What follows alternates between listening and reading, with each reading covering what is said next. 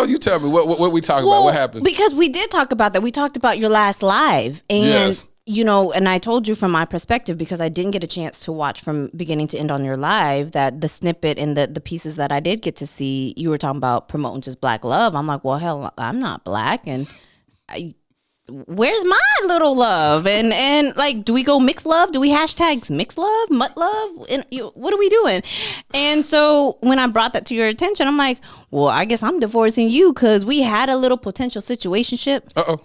And I was like, well, I'm not black. So are you just a black? Are you looking for just a black wife, or are you looking for, you know, because I just felt used if that was the case. So listen, on the podcast, we keep it lit. We put porn to shame. The womb isn't just about where I give birth to babies. The womb is about where we give birth to purpose. I was basically all of her nevers. I never imagined my journey would inspire people all over the world. You have set a standard in love. I was dating a young lady who helped me heal. Wow, this woman is a ride or die. The conversations have really helped me to change my perspective on relationships. I had 19 attorneys at one time that were speaking into my ear. 19 attorneys. My last relationship, you know, it did a number on me. What you did not know is I had a whole little situation lined up that evening. Your transparency is literally setting people free.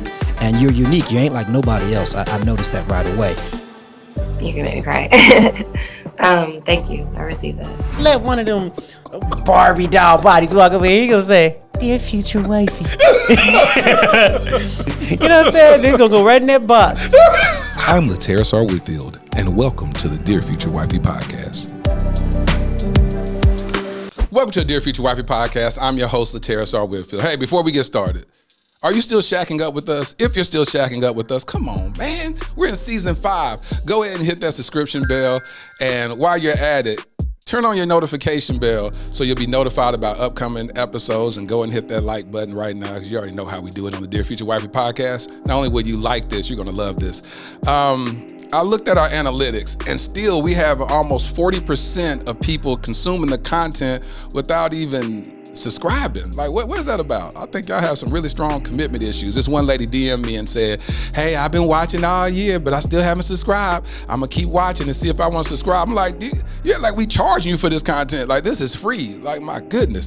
But you know, subscriptions really help, because that lets advertisers know we're gonna start going after sponsorship and brand deals. But the higher subscriptions we see, the better that they'll be more prone to get those brand deals, because it's a lot of work pulling these videos together. So go ahead, do your part, share the video, like, turn on your notification bell. Well, this episode is about to be really, really, really good. It's going to get really, really transparent. So this is an episode that you want to watch all the way to the end. It's about to be good. Hey, without further ado, welcome to Dear Future Wifey Podcast. My homie, Linda Ngo. Hey, do you say that about every episode? Yeah, though? Like, that's my tagline. My homie. I almost was like, no, I was talking about like, this is gonna be a really good episode. You want to watch it to the end? No. I didn't know if you were just making me feel good. No, I never say that. Oh, like you and I had a conversation yesterday. Oh, Jesus, it's about to get real good. Yeah. So it's about to be dope. So I launched this podcast in 2020, and since 2020, you've always been shooting your shot to be on the podcast. You're like, put me on the podcast. Why have you wanted to be on the podcast so bad? My energy. I told you I was going to help you out. I think so. You helping me out being on my podcast? Yeah. No, but I mean, on the real, like, I think you've known me long enough to know all my struggles, and you've been able to witness all my struggles, but also my testimonies.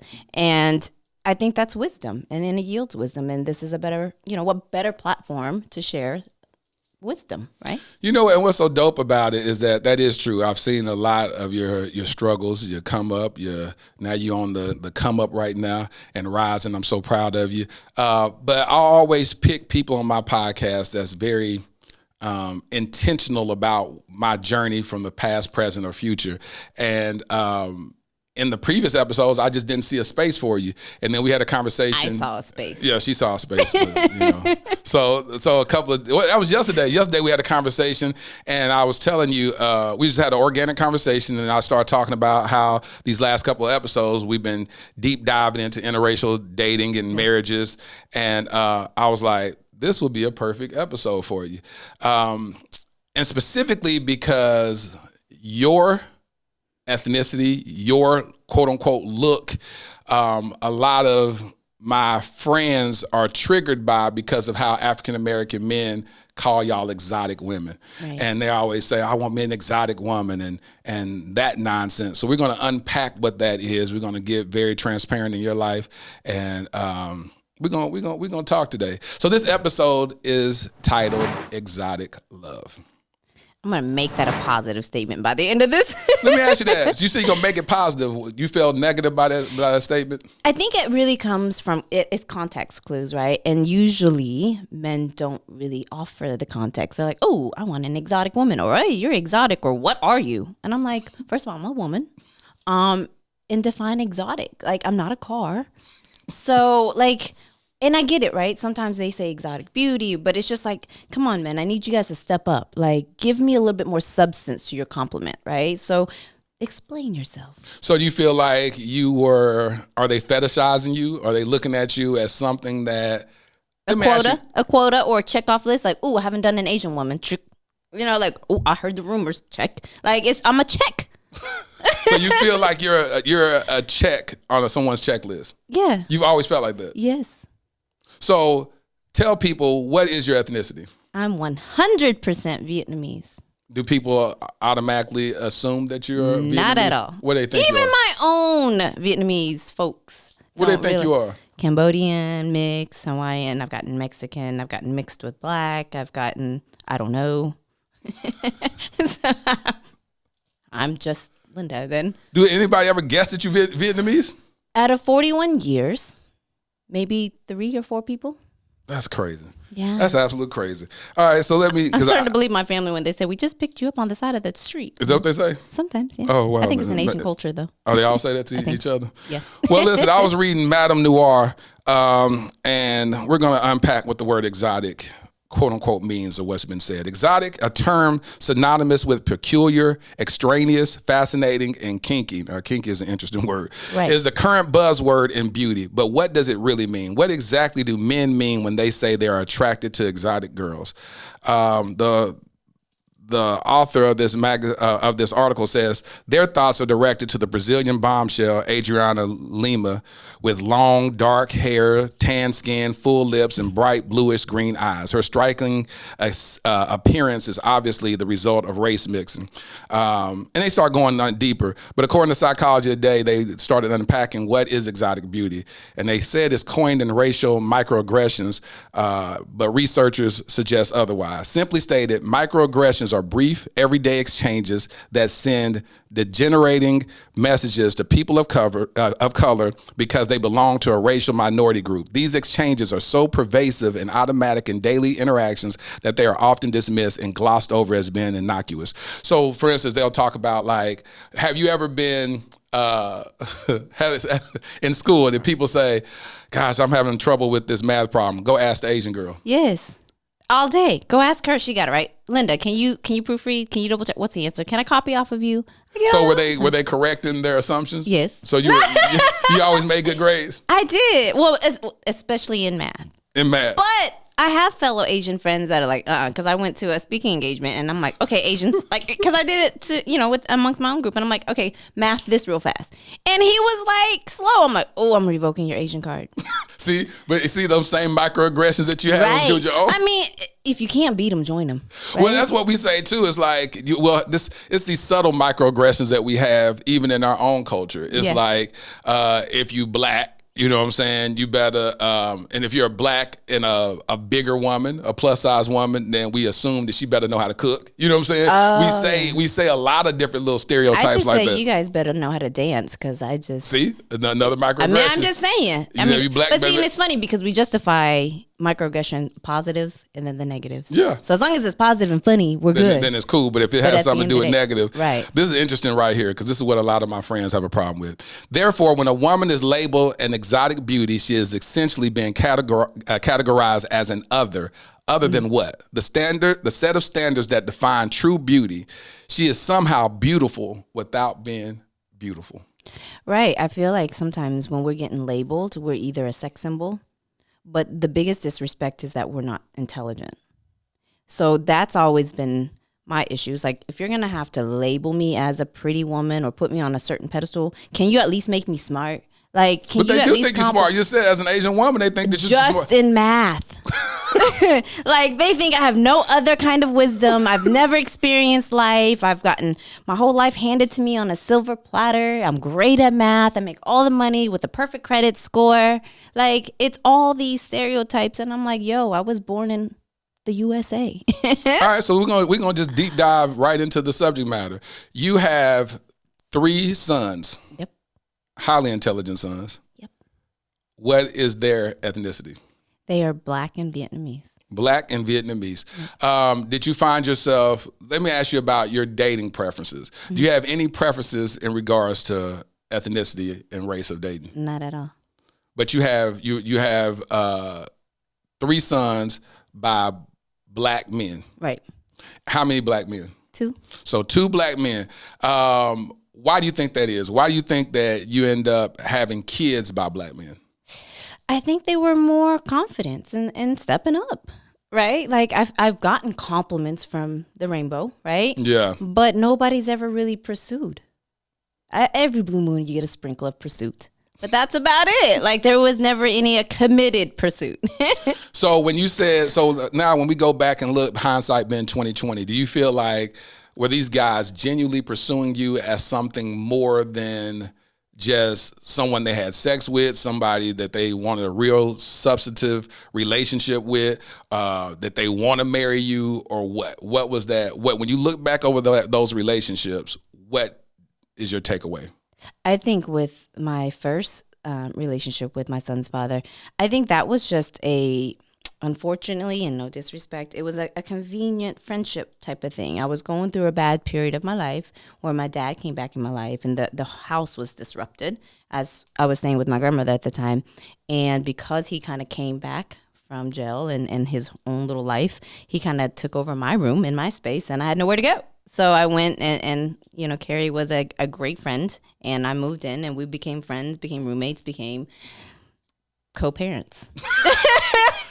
So I went from roommates to co-parents. In a snippet version. So was there, when y'all were doing what y'all was doing, was there any hope for a future? I think he had hope for a future, and I was still trying to figure out life and the disruption of my father coming back into my life, and being a young mom, and it was its own little Lifetime movie. I had my own kid, I was pregnant, and nobody knew. Like, I didn't get bigger. I was a size 3, so I hid the whole pregnancy from my family, and I was gonna hide the whole kid. No, you wasn't. I sure was. I was so angry. I was like, you know what? They were out of my life. They didn't care about me. So why should I bring a kid into this toxic family? Right? And then somehow I changed my mind. So let's put reference around it. How old were you during that time? 19. So you were 19, young girl. So you was 19 years old. So does that count? Like, are you supposed to know about love then? No. I mean, we're all figuring this thing out. Okay, Shoot, I'm 44 years old and I'm still trying to figure things out. Right, because back then I was like, let me see if you got a pulse. Yeah, usually. And then if you were nice, we're dating, we're friends. You said I was pretty. You're my man. I didn't have guidance. I didn't know what a relationship, a marriage. I didn't have the rules. I didn't have the book. You've been very transparent about your story in the past, Yeah. And you talk about you just mentioned your father being getting out of jail, disrupting your family unit. Unpack that. Well, my dad shot and killed my mother when I was 3. So he shot and killed her, and he shot at a few other folks. I don't really know the blurry details yet, but I mean, that was the beginning, and I was 3. Until this day, nobody can tell me where I was. So there's still a lot of my life that has unanswered questions, for sure. But in doing so, I basically was raised in a foster style, just within the family DNA. He's getting passed around to the family. So there was never any stability. There was never any love. There was never any types of feeling like I belonged. So I always felt like an outsider within the family. So think about me being an Asian girl, growing up in these different societies and different communities, still feeling like an outsider and still not belonging. So we have racism all the time. So how did your family receive your black son? I was disowned by an uncle because it was a black kid. And what did he say exactly? He's like, I'm not your uncle anymore. He said that? Yeah, he's like, don't call me anymore. I was like, oh, got it. Okay, so you're a drug addict and you hit your wife, but I'm the bad guy because I had a black kid. Got it. And so my family, I mean, my grandmother, God rest her soul, she was like the same thing. Why can't you just date a Vietnamese guy? I'm like, well, Vietnamese guys kill people. Like, what's the difference? Like, you know what I'm saying? Like, I was angry at the time. So my response probably wasn't as gracious. But remember, I was a young 19-year-old. Right. And so they kept, it was always that negative family. You're never good enough. I should be carrying college books instead of kids. Or why am I dating this? I mean, she was so strict on me, like girlfriends couldn't spend the night. Like I was work and home. Like that's it. And so I had my hardship at 14 to drive her around. So I never had. So you got your hardship license at 14 to drive your aunt around? My grandmother. Your grandma around. Yeah. And so were you working at 14? Yeah. They ain't gonna get me now, but I did lie a little bit. I stretched my age when I was 13 to Sonic and said I was 15.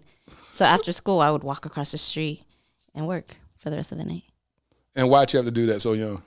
My grandmother. Like I because of other circumstances, my legal guardian, who I call dad, white man, tried to rape me.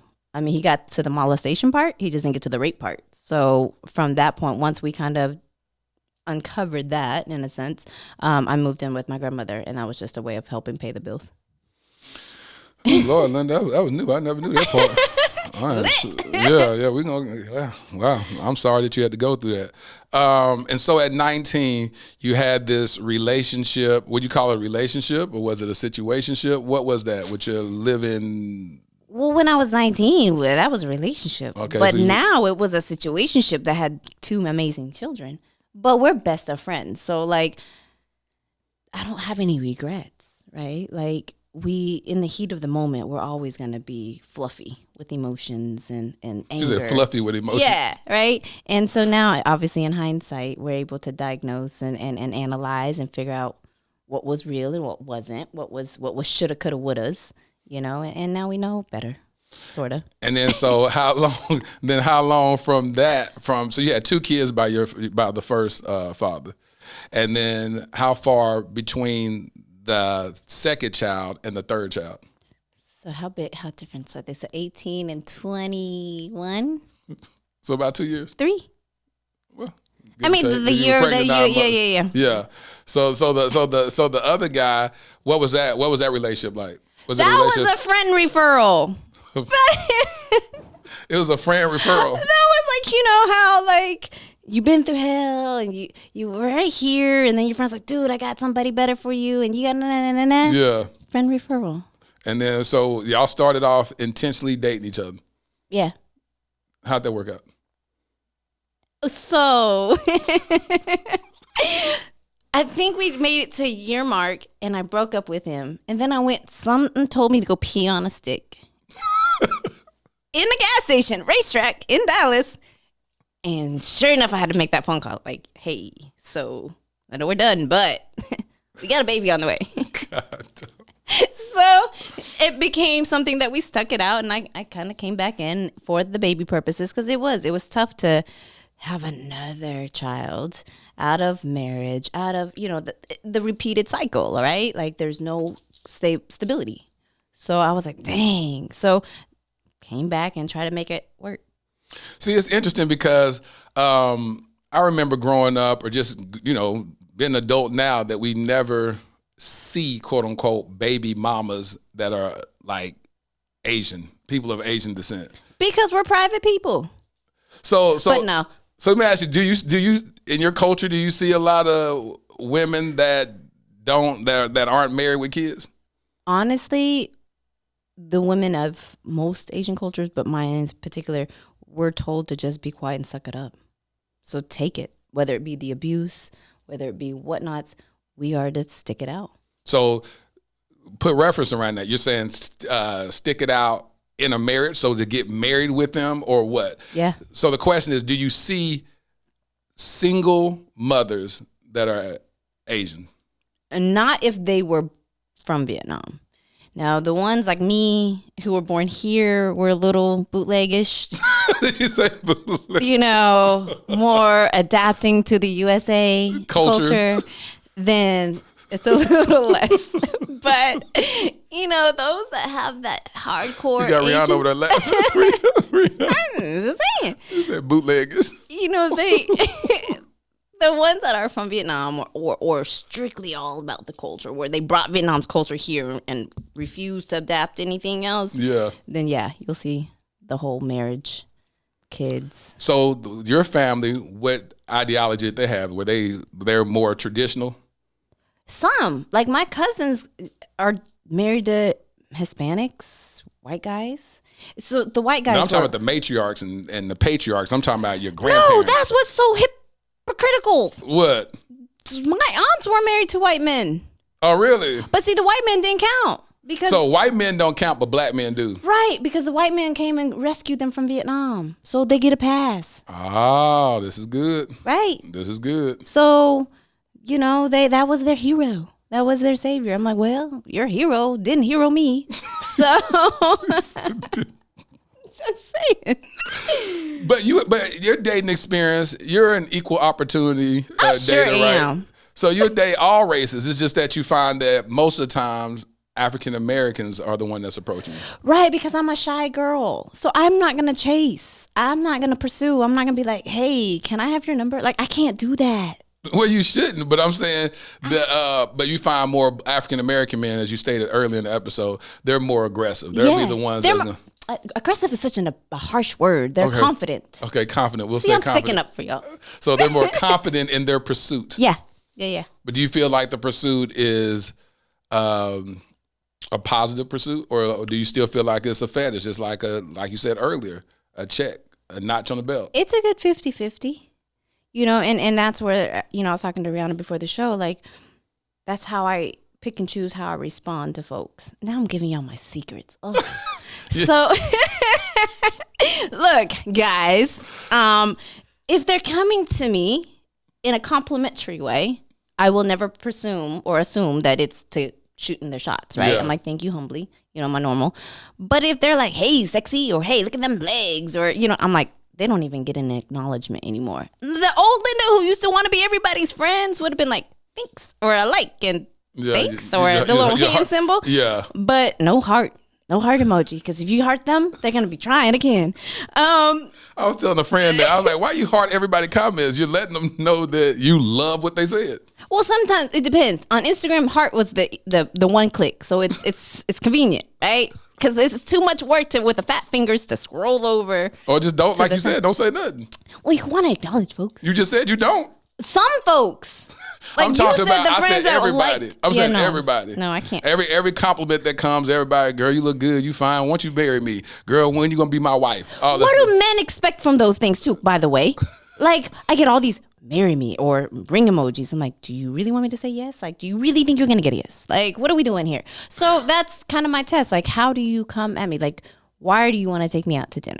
I always look at that when guys approach you on a marriage tip, it's the dangling carrot. Right. Because we've been so brainwashing to think that every woman wants to be married. Not only that, but that when you step to a woman and let her know that you just not just trying to smash, that you want to marry her, that it makes her feel like, oh, you have good intentions, which is the lamest thing, because if you're approaching a total stranger saying, marry me, it's like, clearly a woman can see straight through that and be like, how genuine do you think that is? That's stupid. And if you came at me like that, if we were to ever down the line become something, what are you doing when we're not together? Like, it's already establishing your characteristics. You saying I always know that you quick to go send a girl a ring emoji. You be like, so who you send a ring emoji to today? Right. You know, like, it gets real like that. You show your lameness up front, which is cool if that's who you. And that's what you want. You want to get the lameness up front so you can make an informed decision. So I'm gonna need y'all to add some substance to that lameness. So when you look at this, when you look at dating, let me ask you this, because we talked about marriage. Do you want to be married? Yes. You want to be married? I do. And I used to have a goal at 40, but given that COVID screwed that up, I'm going to blame COVID on everything since that's what we're doing. I'm 41 now, so I'm a little behind schedule, but I'm all right with it. So when did you decide that you want to be married? When my kids were like, they're moving on. You know, like some things are just, they're always going to be your kids. They're always going to be home. You really don't think they're ever going to leave, but they're leaving. Like, and I'm not to say that I'm an empty nester because they already said they're coming back, but it was just like learning to value me more, learning this journey of my life and manifestation. I want to be able to build something with somebody, that partner. Like, that's just the next level, right? You always want to level up. And so I feel like the next level is to actually do something with a partner that you can be like proud of, excited about, you know, and leave legacies and build empires together. So you only thought about that because of the kids getting ready to leave? Well, you got, name the ages of your sons. 18, 21, and 20, almost 3. Almost 23? Yeah. All right, and all college educated. The youngest one is headed to college now. Either that or playing ball overseas, but both, you know. Or both. And you only thought about marriage as they were approaching leaving? No, look, when I was a kid who couldn't draw a stick person, I drew my wedding dress. Okay, right? good. So I've always wanted to. Like, you always wanted to be that Cinderella story. I really was Cinderella. Like, going through all that hell. I was waiting for that prince in them glass slippers, but it never came. So they came as a little line on the pregnancy test. Right, basically. Damn, this is not the shoe I wanted. Baby shoes versus glass shoes. But no, I've always thought about that. But again, life's cards that were dealt, you know, deterred or delayed that thought process. Like, yeah, you go into every relationship with the intentions of marriage, but then again, it's learning them after their representation has been resigned. You know what I'm saying? Like, everybody dates their representation till they resign or get fired, right? Yeah. So, or get busted, one of the two. But it was a season in your life where you just wasn't interested in anything serious. You wasn't looking for, that's why I never ever thought that you really wanted to be married. Well, you met me when I was broken. I mean, I still feel a little broken a little bit here and there, but you know, I was like, ugh, you know, and now I say it's an Asian culture, but I'm sure it's everybody's culture. It's an every human being thing. When your money's funny, when your home isn't straight, and you're worried about the next bill, or you're worried about can the kids, you know, not meant to be, like, who has time for a relationship? And then, you know, yes, I get it. I've heard men, including you, are like, well, if you ever find a good one, he'll just help you through that. But help means I'm going to hold that darn thing over your head sometimes. That's how you feel. Right? Because some men do that. And I have experienced that. And then you got grandma sitting on this shoulder that says, remember I said, if you can't afford to get what you need and want, don't want it or figure it out. Don't let nobody hold anything over your head, men or women. So you always got to get it yourself. So I'm like, sometimes you got to hush grandma a little bit on that shoulder. But, you know, then it goes into pride or ego, and everybody kind of wants to dictate or justify why you're not asking for help. But, you know, when we do, or when I did find the guts to help, I got slapped with, I did all this for you. I'm like, ooh, whoa, buddy. Like, technically, no, you did not. You know, but it's that you don't want to deal with. And as an Asian culture, we don't like to burden folks. And that's the biggest thing. So that's where the stereotype of us being loyal and comes, because we don't like to burden you. So if we ask you for a favor and you do it, great. But if we have to ask you again or you didn't do it, we're like, okay, he didn't want to do it, so let me just go do it. Go figure it out with myself. So that's why I was never into the materialistic thing. That's why you were able to guess all my answers yesterday. So let's answer this. So here we go. We're going to talk then. So how did you and I meet? How? Or like, because that day, I mean, I think social media at first. Was it? Yeah. We had mutual friends. Yeah. And then we were, I think, was that day you wanted me to be in something for DeSoto? Yes. Or something like that? So I was working on a project, and we wanted I was working on a documentary, and Y'all wanted that trinket Asian in your video. That's what it was. Pretty much. We just want other ethnicities. I wanted other ethnicities represented in the video because... Sales all the other. Yes, because the district that I was working for is predominantly African American, and I want to have other voices represented in the documentary. And I saw a post that you made or something about your son playing basketball and all that, and I was like, oh, that'd be great. And I asked you if you would be interested in it, but then I talked to you. You had such venom that you so that you really wanted for the video. And I was like, I can't put some of that stuff all in there. And so I was like, nah. But you and I had met up at Starbucks, and that I was late too. Yes, you were late to Starbucks. Why was you late? Because I had a yeast infection, Laterras. So, look, we all get them. I was stressed out. So hold on. I was stressed. I was like, look, so are you there? Can you order me a drink or something? What was it? So I'm sitting up here, I'm at the Starbucks. I said, where are you? He said, I'm across the street at CVS. I got a yeast infection. I said, what? Who says this? I said, who says that the first time you meet somebody? And then I said, so I'm gonna tell you how weird I am, y'all. I'm gonna tell you how weird I am. Real. When when people are straight up genuine and real and authentic and transparent, that is so refreshing to me. So it was like a huge turn on. I was like, what is this? Like, it does something to me. And the reason why that did something to me is because I had just gotten out of this toxic situationship where the woman was very economical with the truth. Ooh. So let alone transparency, she was very economical with the truth. It's like trying to get the truth out of her is futile. It's just not going to happen. And so it was refreshing when I talked to you and you said yeast. I said, this girl just told me she had a whole yeast infection. Look, I mean, I'm a woman. We stress. There's a whole. It's not because we were dirty. It's in men. But why'd you feel the need to say that? Why to lie? Like it's so much easier to tell you why I was there. Like you could just say, hey, I'm across the street picking up some stuff. I'll be over there. It's just my nature to just tell you and be honest. It's a lot simpler that way. I was looking for some azo. Like, I could have been like, oh, I want to go pick up some gum, but now I'm late to Starbucks to meet you for some gum. Like, just the whole line of lies would have just been, like, hey, I've been stressing out a little bit, or I had the wrong panties on, whichever one issue that was that week. And I needed some azo. Was thinking I was going to be on time. Or maybe you got there early. It was one of the two. No, you was late. Oh, God. Yes, you was. You was a few minutes late. You was right across the street. Because of the azo. And so we started being extremely cool after that moment. Define our relationship. Talk about our dealings with each other. Because this is what really brought you on the podcast, because we was doing you kept saying, you need to have me on the podcast. You need to have me on the podcast. I said, man, what you going to talk about? Don't y'all freaking agree? Don't y'all think y'all needed this energy? Don't you think his podcast, all these seasons, needed some more seasoning? He needed the other box check, right? So now I check. I'm officially checked. You're officially checked. Thank you. I appreciate you. I appreciate that.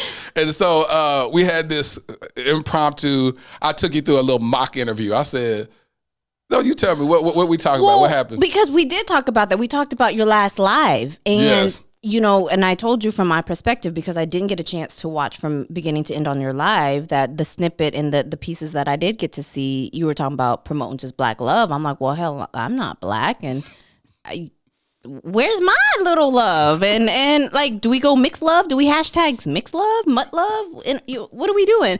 And so when I brought that to your attention, I'm like, well, I guess I'm divorcing you, because we had a little potential situationship. And I was like, well, I'm not black. So are you just a black? Are you looking for just a black wife, or are you looking for, because I just felt used if that was the case. So listen, on the podcast, we keep it lit. Lord, it's finna go. So we live intentionally and transparently. So when she said that, she pulled my coattail. And I said, hold on, we're going, okay. I said, Lord Jesus. I said, you would want to talk about that on the podcast? I asked him first if he would. I said I didn't care. Yeah. And I said, okay. I said, why am I getting nervous here? I said, okay, nervousness is good. This uncomfortable feeling. I love being comfortably uncomfortable. Right. And Maddie said that in in the episode a couple of weeks ago. I like being comfortably uncomfortable. Yeah. And I said, you know what? Let's talk about that. So let's talk. Just like loving the perfect imperfections, right? Yes. So you said that we met. What was our dealings? What was it defined We were as? genuine friends for quite some time. Right. And because of that, I felt like you came with a pitch one day of a situationship. Yes. And that didn't resonate with me, right? Like, that's just not how I'm built. So even though I trusted you and I loved you as my friend, I had all this, like, you got my back, I got your back. It was just like, it was almost like one of those friendships that was like a relationship, But then you wanted to add the other piece of the relationship, the intimacy side of the That's relationship. all I wanted. It was a situation of saying, hey, we friends. You go date whoever you want to date, deal with whoever you deal with, and we friends with benefits. At that time, I had just gotten out of a toxic situationship. I was dealing with my same way. So you were so perfect for that season. It was like you said, I don't want no relationship. Right. You said, I'm trying to get my life together. I don't want no relationship. I said, good, because I don't either. Right. I said, but we can meet in the middle ground and we can have a sexuationship. We can have a sexuationship. That's what we're gonna make up a word. A sexuationship. That's what we're gonna have. Yeah. And if all hearts and minds are clear, then we can rock with that all day. Right. And it sounded so good and perfect, y'all. It was. Like it was great for a minute. But I was in the moment of brokenness, but at the same time I was like, when you're so broken, you're so tired of being tired, and then you're like, screw it, I just want to be reckless for 2 seconds, or I just want to explore a different side of me that I never gotten to explore. Because you got to remember, I've been mom since like 19. I've been a workaholic since 3-4 years old. I was told by my aunt I was working since I was 4 in our Asian family. So I've never gotten a chance to I've never had that childhood stories. I've never had a girls trip. I've never had, and then with all the craziness that's happened, I've been in relationships for 6 years. Then I was on a break for 2 years, and then I was in another relationship for 4 years, and then another break, and then it was another. I kept being in relationships, trying to figure out, I guess, what relationships.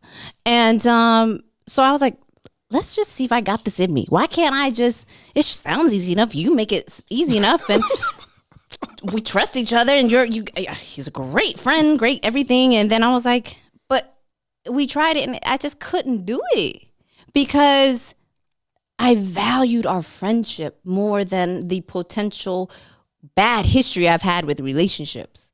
Right, and I didn't want to chance that, and it has been. So you felt like you was gonna lose the friendship in the sexuationship? Yeah, because I know I'm good because I've had relationships, I've had children with these relationships, and I'm still being able to be their friends. But I can't speak for everyone, and then I can't speak for every situationship or relationship that I can expect you to still be my friend or being this close. Yeah. Because obviously we're done, then we're somehow mad at each other for something for a second, right? And so I didn't want to risk the potential of having my best friend where I could learn so much about the sexual anatomies. This guy here, right here, has taught me so many things that I should have known as a female. But I mean, just to be able to have straight up transparent conversations and questions that are not stupid. Gotta be But no, there was so many valuable, great things that I was able to learn. And I just feel like once a relationship goes down, you may or may not be like that. Like I said, I knew who I was. I knew I would have been able to be cool with it, but can you really be? And see, that's the cool thing about me is that I know how to put stuff in categories and leave it like that. Right. And be cool with it, to be like, hey, listen, because what I respected so much about you is that you were extremely transparent. Yeah. There's a quote that God gave me a year ago that says, honesty is telling the truth when asked a question. Transparency is telling me what I don't even know to ask. Right. I value transparency. Right. And so that's what I loved about you, is that you're just straight up transparent. So stuff gets crazy when you straight up talking about, hey, I have a yeast infection. Like, wow, I didn't even know that, but thank you for letting me know that. But the reality was, when I deal with people that are straight up honest and transparent, then you can have all of me. Yeah. You can get the best attributes and characteristics of me. And so, and then, like you said, the proposal I gave you is pretty much simply saying, listen, if you and I are sleeping together, if I got it, you got it. Yeah. I'm not going to be sleeping with a woman and she's struggling. Right. I don't want no struggle vagina. Right. Like, struggle vagina is stressful vagina. I need my vagina to be at peace. Right. Because it's so hard for a woman to be sleeping with you, and in the back of her mind, she's like, and my lights just got cut off. And how am I going? Yeah. I know he's enjoying this moment, but I got to go back to the situation, and I don't know if I'm going to be evicted. I don't even know if I'm going to have food. Then that's not a pleasant experience for either of us. And so that's what I said. I was like, hey, listen, if I got it, you got it. Right. And that's just what that is. And I stand by that. That's what I've always believed. I don't understand how these women, and not saying that women got to be gold diggers and using guys, but at the end of the day, it's grave danger to be giving your body, because I still believe that the woman body is so precious. And until, recently, over the last year, I actually started realizing that my body had value too. At first, I didn't even think I was worth nothing. So the reality is that a woman's body is so valuable, then why is it given so freely? Right. And then you give it to a guy that doesn't even respect you enough to even go change a flat tire if you were stranded on the road. That just don't add up to me. And so that's pretty much the proposal I said to you. I said, hey, listen, this is what it is, and understand that if we rocking like this, I got you. Yeah, but then there was, and you could not understand for the life of you, my culture and my head space, like, I'm so independent. I was built so independent since I was a kid. So for me to even feel like, even though we had a deal and we agreed on it, I just still felt like I was using you of some way. Even though you're like, you're not using me, I'm getting pleased too. And I was dealing with some stress in my life. Man, let me tell you something. We talk about how, because I'm telling you, I was jacked up after coming out that toxic mess. My brain I just needed something with stability, because my whole world was turned upside down. I didn't even understand what I had just gotten out of. My mind was messed up. So to meet somebody, you were like it's like I was gasping for air and you provided oxygen. Right. And it was like, just by the mere fact of saying, hey, listen, I had a yeast infection. Like that was the gateway. You understand that was the password into my heart, because I was like, oh, she's ladies, it's not gonna work if y'all use that. I'm just letting y'all know now. That was just unique and exotic to me, okay? Just letting y'all know that. So what happened is that I just needed honesty and truth so much that when it showed up, it was like, cool. So I'm gonna be 100, because I could be straight up honest. I didn't want you believing that, I'm baiting you into this marriage, or we finna get married and we in a relationship. I'm saying, this is what it is. This is all I have to give you. I used to say, all I got is hard penis and bubble gum, and I'm fresh out of bubble gum. You know what I'm saying? That was my theory. And to just be honest, because if you're honest with people and let people know what it is, then you allow them to make an informed decision and decide which way they want to go. And so that's just what it was. And then when that situation is no longer serving you, then be honest enough to say, hey, listen, I'm operating in a way that I'm not comfortable with anymore. Can we just dissolve this? And they'd be like, cool. And if y'all have something substantive enough to have a solid friendship, then y'all can keep moving on and everything fine. All hearts and minds are clear. Right. And see, like, I didn't believe that, right? Because my mind couldn't believe that. Like, I didn't think, because after you have the sexual situationships, or however you said that thing. Sexual I can't. Me being built how I am, I can't just not attach myself to you, right? Like, I had to be honest with me, and whether it was something that, whatever level that would have meant to me as far as being attached, there would have been. And then not knowing, okay, he's not ready, but I'm not ready, but we're going to do this thing. So my heart's going to do one thing. I'm going to run that way, and my head's going to go up this way. And I'm like, shoot, where am I at? Like, damn, I'm too stressed to figure out, am I north, east, south, west? So it was just a big ball of like, ugh. And it didn't last long, to put in perspective. It probably only lasted a month or two or something or whatever. But it was a great learning. It was great learning. You know what I'm saying? Because for both of us. Yes. Because, you keep telling me and remind me, man, you had me. Like, I could have, like, benefited. You could have drained my account. Right. You understand me? But I am not that type of person. Like, I could not do that at all. Like, that's just not me. I can't use people. Like I said, even though you was getting some service, I still felt financially. Amen. Financially, it was a usage. And it sucks. And that's something that I have to deal with as a woman now, is knowing my value, knowing my worth, and standing behind that, right? Because again, culturally, we're like, do what he says, right? We're the yes womans. We're the hush and work and be quiet, head down and work. So every now and then you'll see some of us excel. If you're lawyers or you're doctors, and you get to speak, right? But in our community and in our culture, we're only respected by our bank account. Right? So when we're up here, we get our voices heard.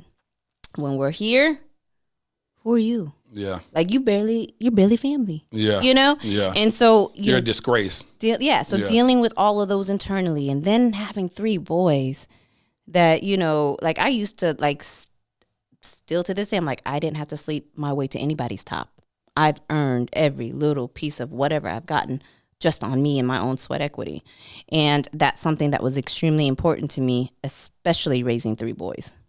So there was a lot of morals and values that, there were days where I was like, okay, God, look, I'm still team God, but I'm going to tiptoe to the devil's side just to see, right? I'm gonna see for myself. Right, because everybody looks really fun and happy over there. It's a girl on Instagram name and TikTok named Ariel Fitz, and she'll have these conversations with God, and God will tell her the right way, and then she'll go, I'm gonna see for myself. Right, there are days where you'll be like, okay, God, look, so I'm so God's cheerleader, but right now I think you're busy with all the other millions of people's blessings. Like, I'm gonna wait, but I'm gonna help you out.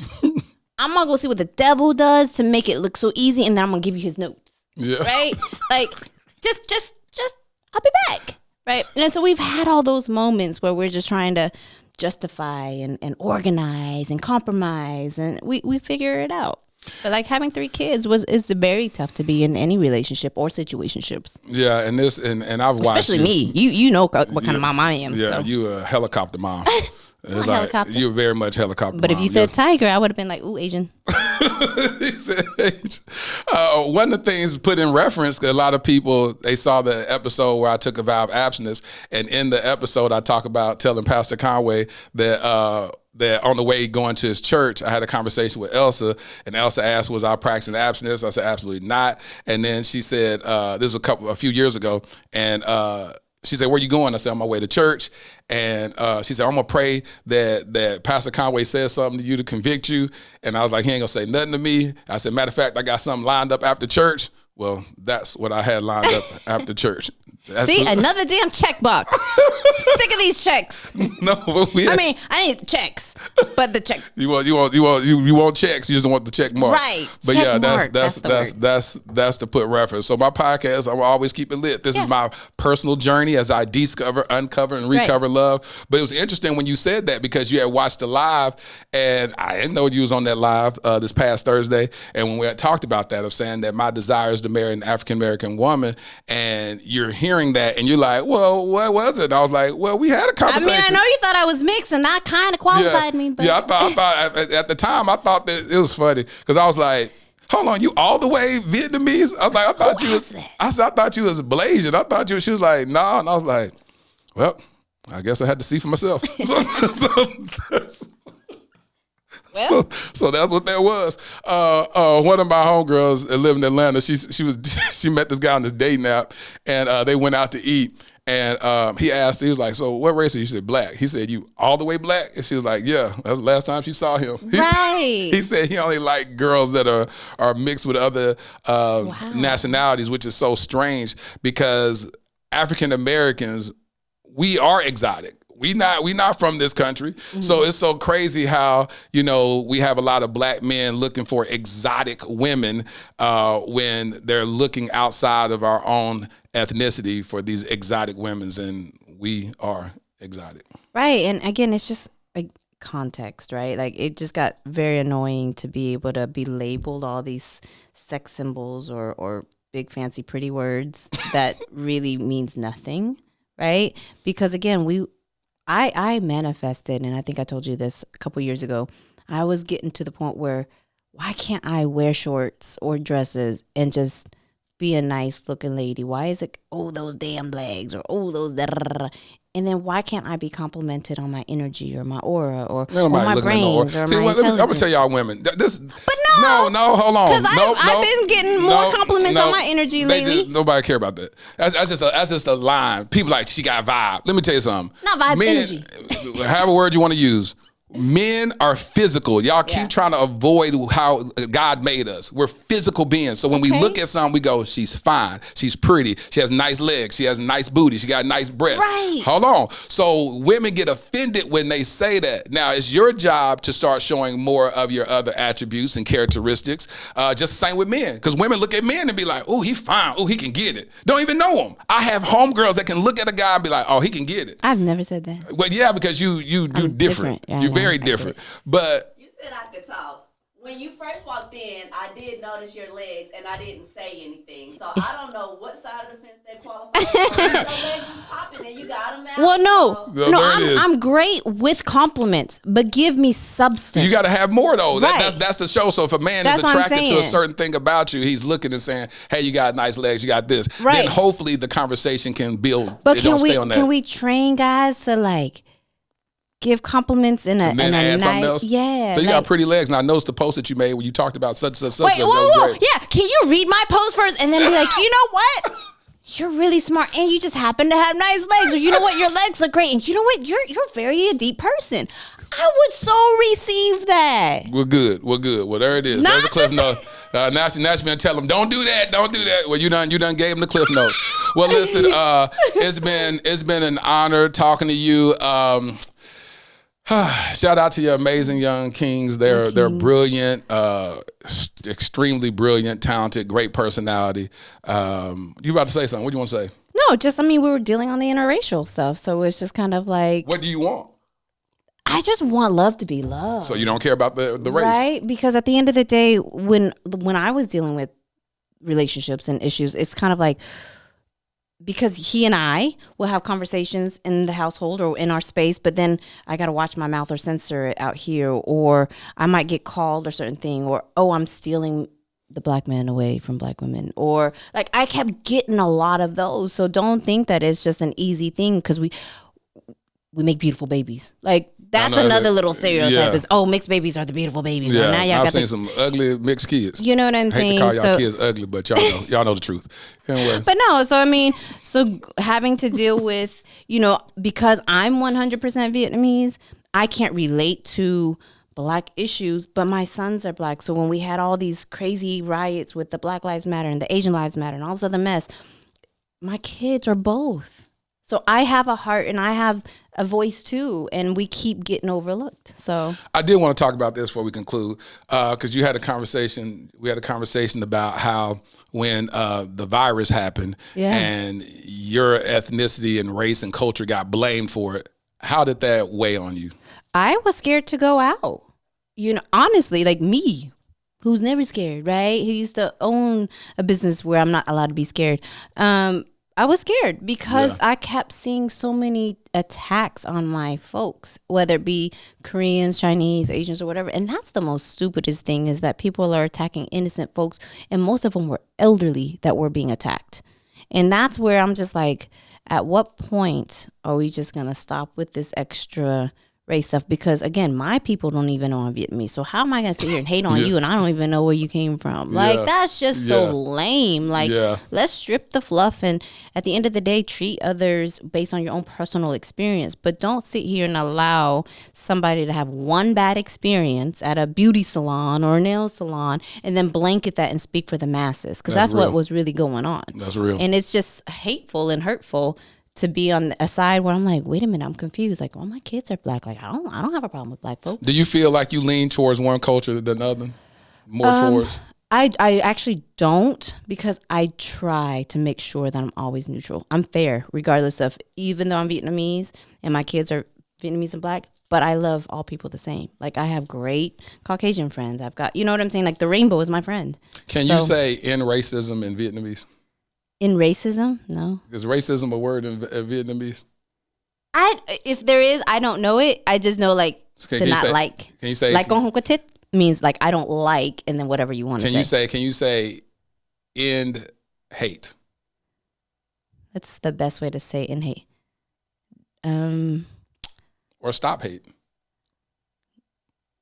Ngừng ghét or đừng có ghét. You say đừng có ghét. Which means what? Thương. Don't hate and just love. Good. You want to replay that? I want to put that in the atmosphere. Say it again. Say it to the people. Đừng có ghét ai hết, chỉ thương thôi. Good. So I like planting seeds like that. I like moments like that. Like I've said in the previous episodes, I'm not a person that sits around and says I have a problem with black women marrying white men or people of other nationalities or whatnot. I don't have a problem with that, as long as it's not based on hate of your own race, hate of your own culture, and say, well, I'm a marry, just like at the earlier part in your life where you was like, Asian men, your only reference of a platonic love was your father, which you didn't really get to experience because he was locked up since you were 3. But you said, what? Asian men kill people. Yeah. You know what I'm saying? Because that's your first inception. So the reality is that I don't like it when people go and say, I don't want to date this race because of this blanket statement. Right. But clearly you've been healed from that. Could you see yourself being married to an Asian guy? If we vibe, and that's the thing, that's the problem too. Like I get told, oh, you act black, or you sound black, and you sound this, and I'm like, Lord Jesus, well, what does an Asian sound like? Do we have to sound uneducated, or we can't pronounce words? Like, well, answer this. The other part about it is when we talk about the elephant in the room, is it highly unlikely for an Asian man to want to marry an Asian woman that has 3 black sons? That's, I think, same thing with white men, though. Yeah. Like, I feel like I haven't had the actual commitment from a white guy because I've had 3 black boys or black kids, and Asians, I just don't think we have the same likes and hobbies. But I think that the Asian guys, men that were born here, or the one that's a little bit more adapting to the American culture, wouldn't mind at all. Like I have some guys that wouldn't mind. They love black women, and so I don't feel like that's. So you say they love black women, but would they love an Asian woman who liked black men? They love who they love or love them back. Like I feel like that's kind of where it's at. Like, my biggest issue with men is me. Like, I don't have that time. Like I told you, there's great men out here. And I know I missed a lot of opportunities because I wasn't in the space or the time capsule to even entertain that mental capacity. Like I was never in the right spot, or I would personally sabotage it because I was too invested in my kids, or I didn't know how to blend the kids and the guys. So there's a great That's good. You have the self-awareness, because I always felt like the balance of, and I understood why it was what it was with the imbalance with your kids, because you were overcompensating in areas or whatnot. Yeah, they witnessed a lot of yuck. Yeah, they witnessed a lot of abuse that you've been through in relationships. We're gonna call it what it is. Yeah. But listen, man, this was a very very lit conversation. I'm gonna go take me a nap, wake up and start this day over again. Listen, y'all give it up to my homie Linda Ngo. Thank you for keeping it lit and being living intentionally and transparently. Y'all better start liking this thing, because y'all can't make me look bad, because I've been telling this man that I'm gonna help him. So y'all better help him and make me look better than, don't make me eat my words. Basically said she wants to see a lot of views from the episode. I mean, I'm just saying. Like, that's fine. Point, that's fine. Lord Jesus. Make the first Asian episode. You ain't going to have no problem with people liking this video, because this was, ooh, Lord Jesus. That girl said he taught me all these things about my body. Okay. All right. Well, thank y'all. I didn't say my body. About the body. Right. So I didn't know there was a lot of variations. We ain't going to go back there. We ain't going to go back there. All right. Y'all give it up for Linda Ngo, y'all. Brianna, hit the applause button. Thank you, guys. Ladarian thrusted suddenly into Child Protective Services in 2015. My nephew, black, a boy. The likelihood of being adopted outside of kinship, slim to none. Armani, 16 years old, black, a boy, with 5 years in the foster care system before I even knew his name. The likelihood of ever being adopted, yep, you guessed it, slim to none. While Ladarian and Armani were trying to survive and barely thrive in an overpopulated and underfunded foster care system, I was living my own life, doing well professionally. Having been a single father with a daughter who at that point was doing well in college, it was my time to live my life, right? Wrong. I felt unsettled, tireless, agitated. There are just too many of our black children stuck in ambiguity and in the limbo of the foster care system. In 2017, I legally adopted my nephew, Ladarian. Fast forward to 2019, I had no ties to this other young king, but I felt God instructed me to adopt him also, and I obeyed. Starting over with parenting should have been enough, right? Working with various foster care and adoption agencies to help bring awareness to the countless young black kings in the foster care system should have decreased my agitation, right? Joining the board of directors of Advantage Adoption, an organization that helps find permanent adoptive homes for children in foster care, should have led to some type of resolve, right? No, not at all. None of it felt like I had done enough. I now realize that every one of those experiences was laying the fundamental foundation for my life's mission, Kingdom Royale. Kingdom Royale will be a luxury, state-of-the-art home for foster boys. Our first location will be in the Dallas-Fort Worth Metroplex. We will utilize the whole person approach that instills identity, empowers them to advocate for themselves, and enlightens them regarding new perspectives and limitless options that they thought were impossible. Though the young kings will attend the local public schools that are in proximity to Kingdom Royale, our at-home curriculum will broaden their worldview through participating in the arts, attending various cultural events, learning about and engaging in multifaceted discussions about current events and even relevant historical context, introducing them to gardening and landscaping and even caring for our animals on our farm and on-site stables. We just launched our Startup Capital campaign with the goal of raising $2.8 million. Now, why $2.8 million? Well, in 2017, I created a web series in which I performed random acts of kindness for targeting the homeless community. One of the most notable successes was that one of the videos went viral, garnering 28 million views. However, one of my biggest regrets is that I didn't raise a single dollar to help in implementing a more sustainable plan for the homeless community.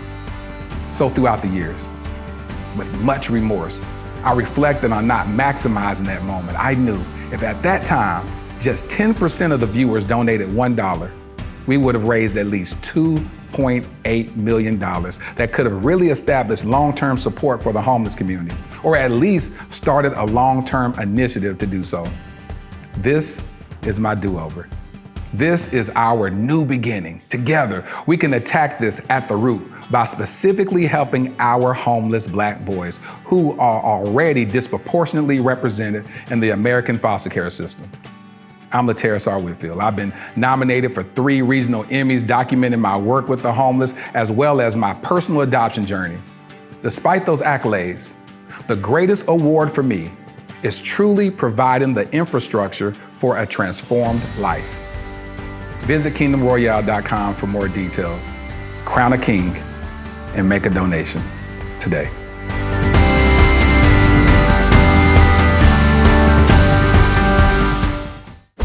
Boy, I bet y'all didn't see that one coming. Whew, Lord Jesus, boy.